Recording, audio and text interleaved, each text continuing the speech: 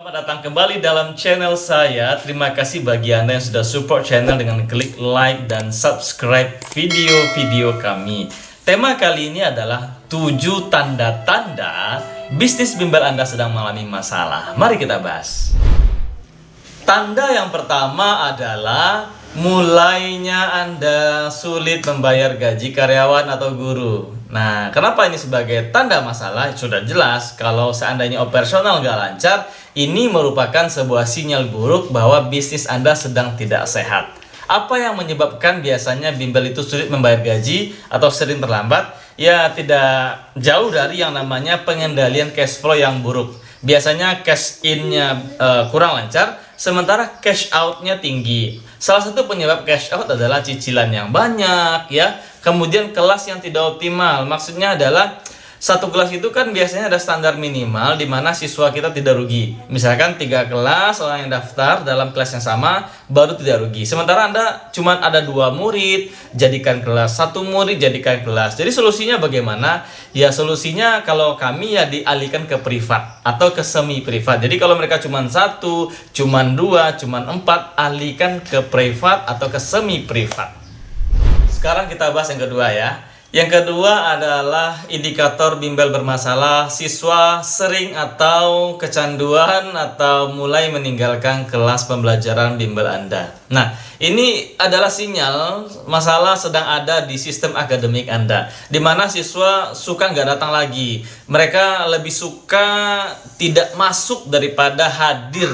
Artinya mereka merasakan bahwa les di tempat kita itu tidak ada manfaatnya yang signifikan, atau bisa jadi memang siswanya yang kurang rajin dalam belajar. Tapi ini bisa indikator gurunya mungkin yang tidak kompeten, atau kurikulum materi Anda yang tidak relevan dengan sekolah mereka, atau yang ketiga mungkin fasilitas yang tidak memadai. Misalkan mereka suka ruangan yang ber-AC atau ruangannya yang terlalu panas, pengap, bau, cat yang tidak bagus ketika dinyalakan lampu dan sebagainya.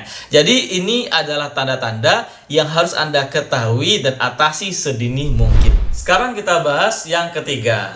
Banyak komplain dari siswa dan orang tua. Nah, sebenarnya setiap business owner tidak suka mendapatkan komplain. Tapi dari satu sisi, komplain adalah hal positif yang bisa kita ambil untuk mengimprovisasi bisnis kita. Jadi semakin banyak komplain, memang ada masalah, tapi justru itu adalah sebuah masukan gratis dari konsumen untuk melihat celah-celah di bisnis Anda. Tapi kalau terlalu banyak komplain nggak bagus juga dalam sebuah bisnis. Nah, siswa komplain misalkan guru sering datang terlambat, orang tua komplain misalkan anaknya nggak mengalami perubahan signifikan dalam prestasinya. Jadi ketika sudah terlalu banyak komplain dalam bisnis Anda, maka Anda harus benar-benar mengevaluasi sistem yang ada di bimbel Anda. Mulai dari operasional, akademik, kemudian pembayaran, marketing, janji-janji, dan segala macamnya. Yang keempat, bisnis Anda sudah jalan 10 tahun tapi tidak ada perkembangan signifikan. Ini juga sebuah masalah.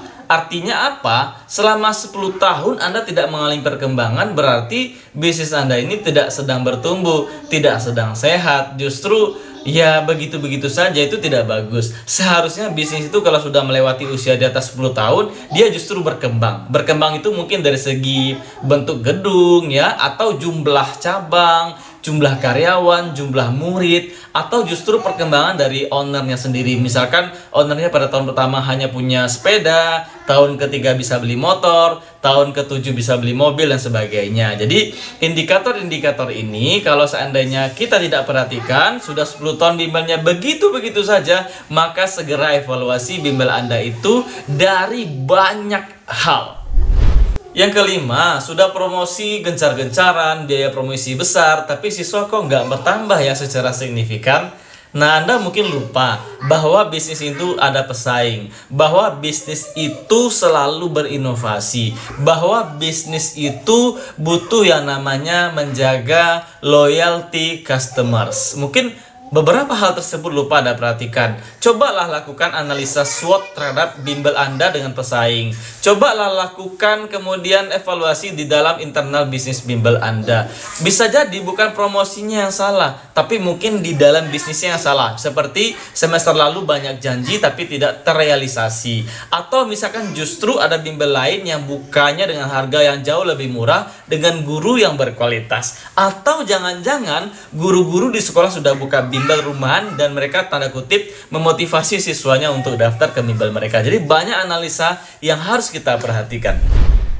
Yang keenam adalah owner mulai permisif terhadap kesalahan yang nampak. Contohnya apa? Contohnya guru yang sering terlambat, karyawan yang mungkin barangkali tidak disiplin, mulai menghilangkan uang di dalam kas, di dalam laci, dibiarkan oleh owner. Berarti ini adalah tanda-tanda bisnis Anda bermasalah dan bahkan bisa tutup, close the doors.